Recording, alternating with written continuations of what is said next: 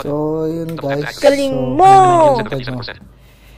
Yan po yung ating mga i-unbox. Ayan, yung ating mga speaker accessories. And then, yung ating instrumental speaker. And then, ito yung ating driver unit na gagamitin natin sa Twitter. So, makikita nyo yan mamaya. So, ito naman yung Twitter horn. Dalawa yan guys. Tapos, ito yung sa labasan ng hangin ng box, speaker box. Ayan. So papakita ko sa inyo yan mamaya pagka may cameraman na tayo. So yun lang guys. So next video tayo. So ayun na nga guys. So ang i-unbox natin nga pala guys is yung una nating i-unbox is itong D12. So, ito, nabuksan ko na to lahat, kaya lang hindi ko na napakita sa inyo kung paano natin sila in-unbox. So, yung ating instrumental speaker na Broadway, ang tatak. So, tatanggalin na natin. So, napakaganda ng pagkakabalot nito guys, nung nabuksan ko. Kasi, bukod sa nakabubble wrap tong box, pati yung speaker mismo sa loob, nakabubble wrap din. So, napakaganda ng pagkakabalot. So, eto na, samahan nyo ako. I-unbox na natin. Wait lang. Wala tayong cameraman. Wait lang. Yan. So, ito. Sa isang box nga pala guys, is dalawang speaker na to. So, ito yung kanyang bubble wrap na tinanggal ko na. Eto na siya. Yan. Kung makikita nyo guys, camera natin. Kung makikita nyo to, ito na siya. Eto na yun. So 600 watts. 600 watts na Broadway. So yun. So patong natin siya rito. Galing natin itong kahon para makita nyo rin yung isa.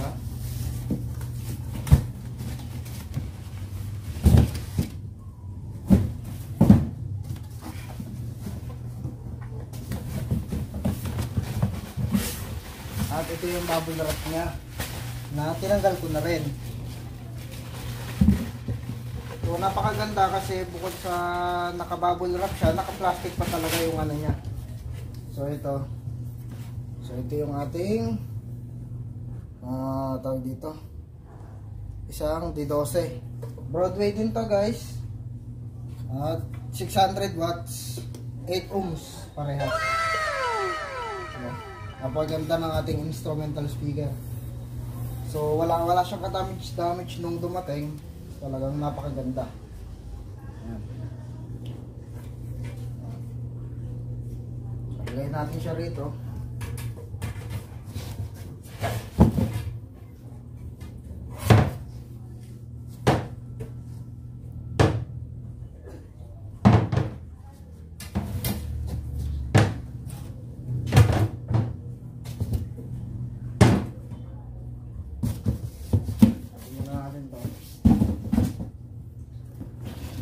So, ang next na ipapakita ko sa inyo yung ating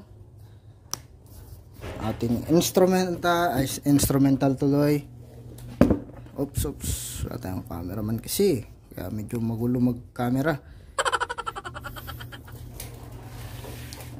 Ito na yung ating driver unit na 300 watts. Driver unit.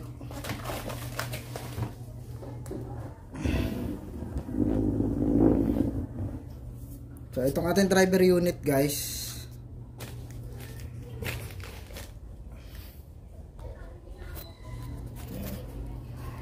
isa itong camera natin. So ito yung ating driver unit na gagamitin natin sa Twitter. Ayan.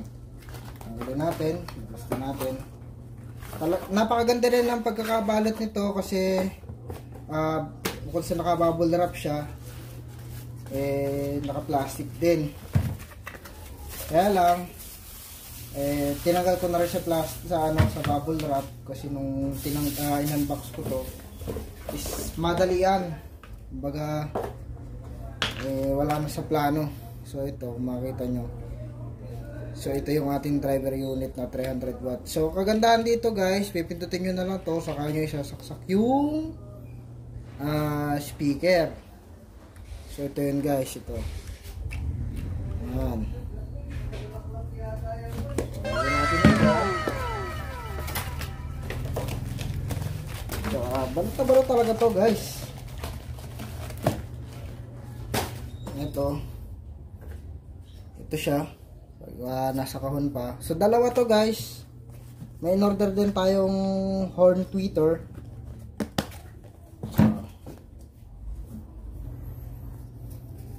Yan. Ito, buksan na natin. Para makita nyo. Yan. At ito na yon guys. Yan. Diba, naka-plastic pa to. Lagyan natin sa kahon yung plastic kasi ipa-plastic pa rin natin siya habang hindi pa tayo nakakapagpagawa ng box. So ito. So papakita ko sa inyo guys. So eto na siya. Yan. Ito yung ating Broadway din to guys, yung ating driver unit.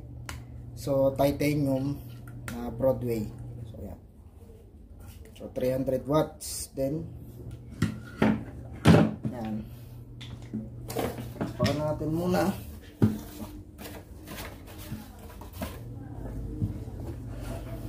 So next na ipapakita ko naman sa inyo is ito.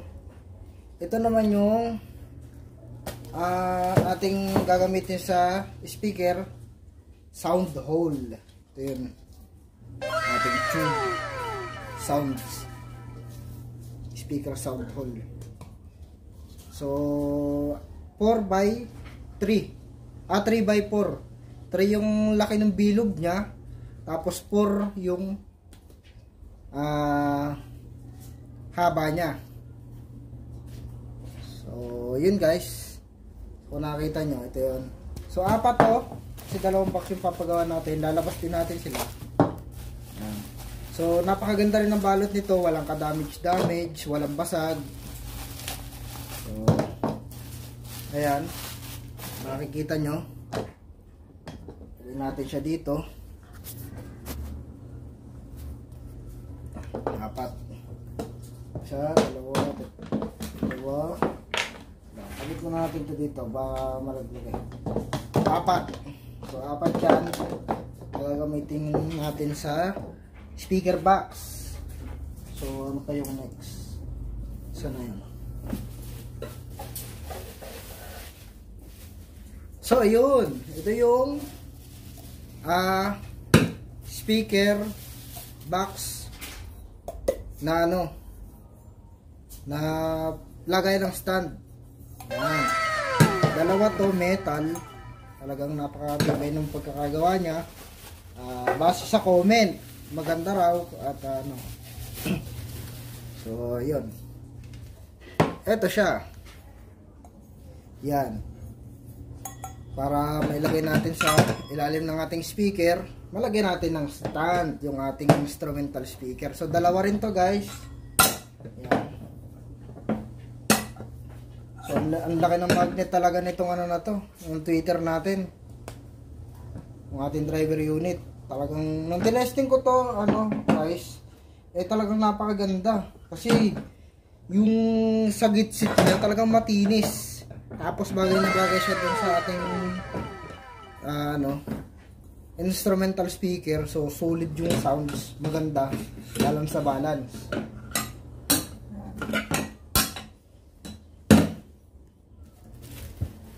So next natin is itong ating horn tweeter. Ayan. Ito nga pala is puro yung taas niya, tapos yung haba niya is 10 inches. So 4x10. So napakaganda nito. Ito yung generic na plastic horn ng tweeter natin. Ito siya. Generic lang to guys kasi plastic. So dalawa rin to. Yan. Para may kabit natin. So, magaganda mga ano nito guys, ang pagkakabalo, talagang sulit na sulit yung pagkakaano niya. Pagkakabalot. Safe na safe. Yan. Makikita nyo, di ba? Yan. Ito na natin. So, ang next natin is yung ating yun. At ito na. Yung isa sa pinakamahalaga sa ating mga box, lalo na kung mga heavy duty. So, yung handle. Ayan. So, ito yung handle. So, 4 pieces din to guys. So, generic din. So, ayan. Ano, makikita nyo. Generic siya. 4 na piraso. Walang ka-damage. So, maganda yung balot. So, hindi ko na pinakita sa inyo yung pagka-unbox ko talaga nito nung mga nakaraang araw na hindi ko na na-videohan. So, pero unbox pa natin. Kaya nga lang, hindi na siya nakabalot na shield na shield talaga na makikita nyo. So, ayan. So, 4 yan. So, ang next natin is yung ating mahiwagang speaker terminal. So, yun. At ito na guys, itong ating speaker terminal, ito siya. So, umorder na rin ako ng 4 na screw, 8 screw para dito sa ating speaker terminal. So, ayan. So, kung makikita nyo, lang. So, ito siya guys. Kung makikita nyo, ito siya. So, push. Pagka lalagyan mo siya ng speaker. Yan, ito yung ating speaker terminal, negative and positive. So, paglalagyan mo siya ng wiring dito, ihihinang mo na lang dito. Pero kung wala kang panghinang dyan, pwede mo namang isabit na lang. So, ako kasi may panghinang naman ako. So, naihihinang naman natin to rito. So, yun. Dalawa to guys. So, wala rin siyang ka-damage. Lagyan natin yan dyan. Ito siya. Ito. Nga pala yung size ng tornilyo nito is hindi ko lang alam kung uno yung media ba, ano ba to? Uno media o basta ganon. Yan, ito. So, black screw nga ba to? Yan, kung hindi ako nagkakamali. Yan. So, yun. So, ang kulang na lang natin is yung corner guard. So, bala ko, ipahuli na yon kasi nakadepende ako dun sa box na mangyayari. So, kaya ang bala ko, ipahuli na lang yung corner guard. So, ayan. Pahuli na lang yung corner guard. Kasi nakadepende nga ako dun sa box na gagawin natin. Na ipapagawa natin. Hindi akong gagawa. So, ayan. Makikita nyo. Yan. So, pasensya na kayo guys kung medyo matagal tayong hindi nakakapag-upload kasi napaka-busy natin sa trabaho. Wala na tayong time para mag-recording and para makapag-vlog tayo sa ibang mga lokasyon. So, ayan. Makikita nyo. Ayan. So, shoutout nga pala kay kay Kuya Gerald, ayan, always. Kasi siya yung nagtitingin ng mga bibili natin ng mga gamit kung quality. Kasi siya yung, kumbaga siya lang yung napapagtanungan ko na direct yung sagot at tunay. Ayan. So, ang naghanap nitong ating Twitter horn ay si Kuya Gerald. Ayan. Ayan. So, ayun. Napakaganda. Kasi makukompleto na natin yung ating mga gamit. So, kay Kuya Herbert, shoutout din sa kanya. Ayan, kasi siya yung bibili ng ating D12 na luma. Tsaka yung ating titanium na amplifier. So, ayun. And then, yun lang guys. At maraming salamat sa patuloy nyong pag-stay dito sa aking YouTube channel, Sherwin Rakista. Ayan. So, K po yun, hindi C. Yun. Yun. Yun lang guys. Maraming salamat. Sana may natutunan kayo. Ayun. So, ang suggestion ko nga pala do sa mga kagaya ko na nagbubuo ng light and sounds, mas maganda yung magtanong kayo sa mga professional na may alam sa light and sounds, wag doon sa mga pitchy lang na nagla-light and sounds. Basta pag may sound sa bahay, kala mo kung sino na professional. So magtanong kayo talaga doon sa mismong nagla-light and sounds na alam nyo, yan sa mga DJ, madalas marurunong sa setup yan.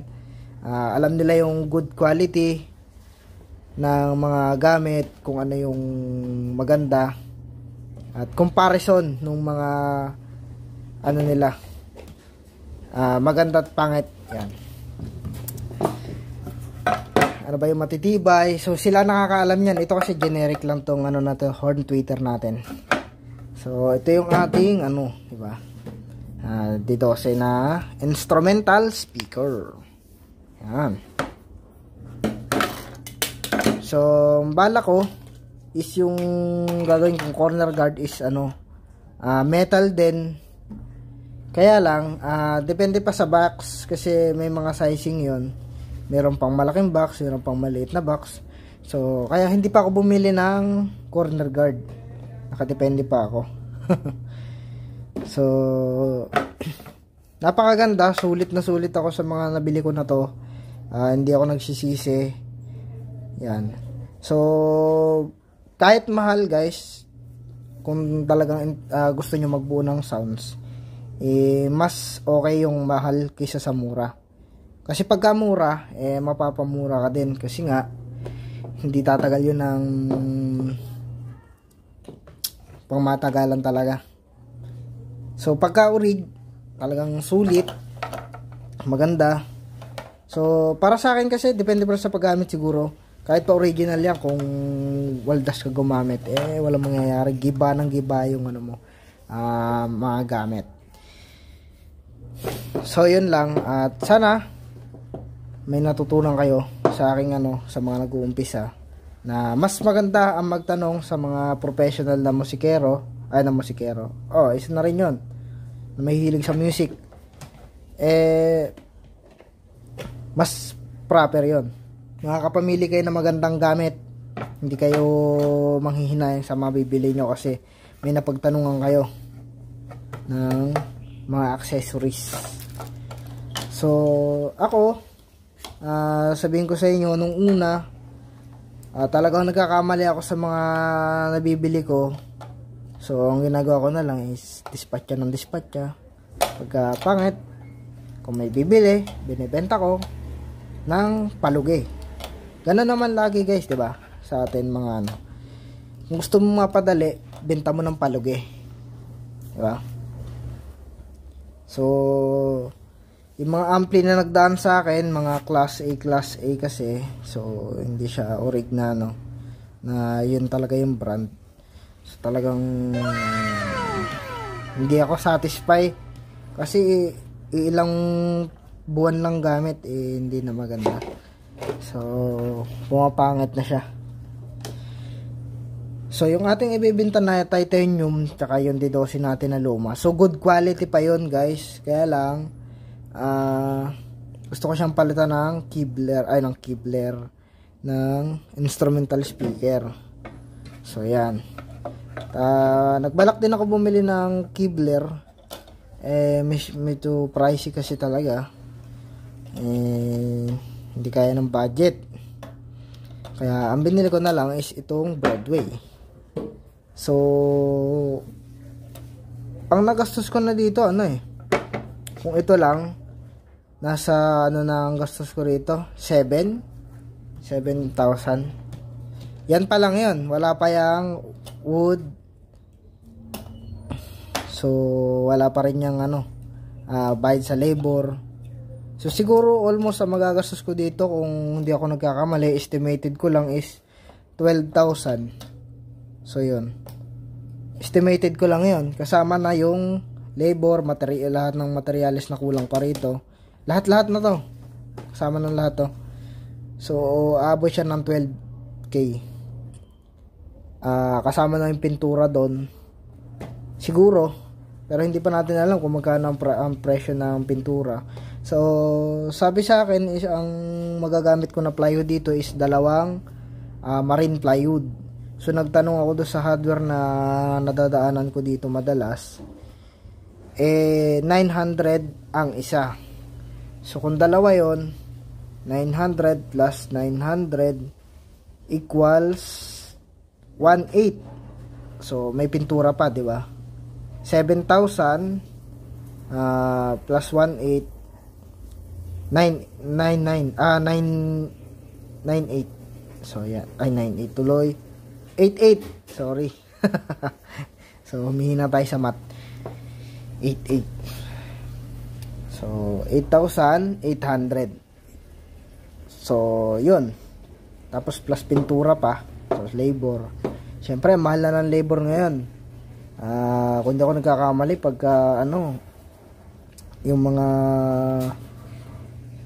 medyo hindi pa skilled na karpentero is 600 o 700, mga ganon. Kasi ang alam ko, pag skilled ka, 800 to 900 pataas yung sahod. Pero siguro naman hindi tayo magbabayad nito ng malaki. So yun, sa mga nag-uumpisa, sana may nakuha kayo sa akin na tip. And yun, maraming salamat ulit sa 296 subscriber natin. So maraming pong salamat sa tiwala nyo, at shoutout din kay Master Gala. Ayan, at nang nakaraan napapanood ko yung kanyang mga video. Nakulam daw siya. Yun yung sabi niya. Pero nasa Mindanao po kasi siya. So kung mapanood mo to, Master Gala, shoutout sa iyo. Ayan.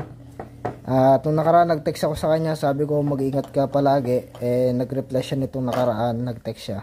Nangangamusta. Ewan ko kung nag-send yung text ko kasi nga wala tayong load, tsaka busy talaga. So ayan lang guys, so maraming salamat sa inyo sa pananatili sa YouTube channel natin.